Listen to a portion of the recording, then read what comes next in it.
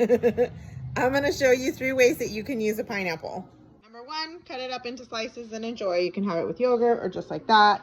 Or I also introduced tahini with pineapple. 2, you can twist off the top and add water. And as it gets sugary, you can replace the water and then over time plant it once you see roots. Number 3, you can add water to the rinds, honey, and make a tea out of it.